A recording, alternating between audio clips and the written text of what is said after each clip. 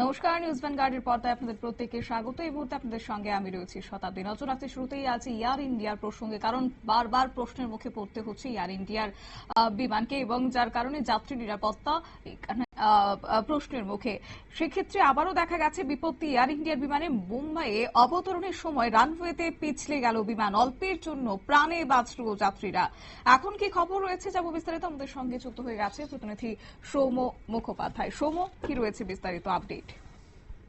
দেখো শতাব্দী, সোমবার দিন সকালবেলা 9:40 নাগাদ মুম্বাইয়ের ছত্রপতি শিবাজী মহারাজ আন্তর্জাতিক বিমানবন্দরে কোচি থেকে আসা এয়ার ইন্ডিয়ার লাইট A12744 বিমানটি অবতরণ করছিল।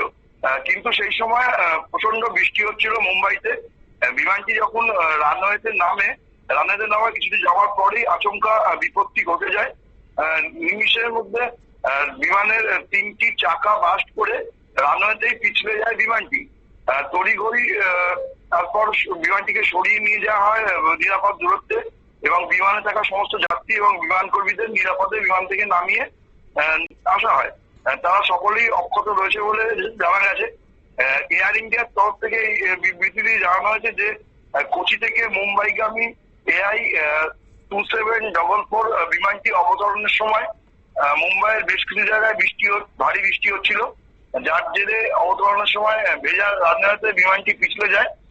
অল্পের জন্য বড়সড় দুর্ঘটনা থেকে রক্ষা পাওয়া গেছে, এবং পরবর্তীকালে বিমানটিকে পরীক্ষা নিরীক্ষার জন্য পাঠানো হয়েছে।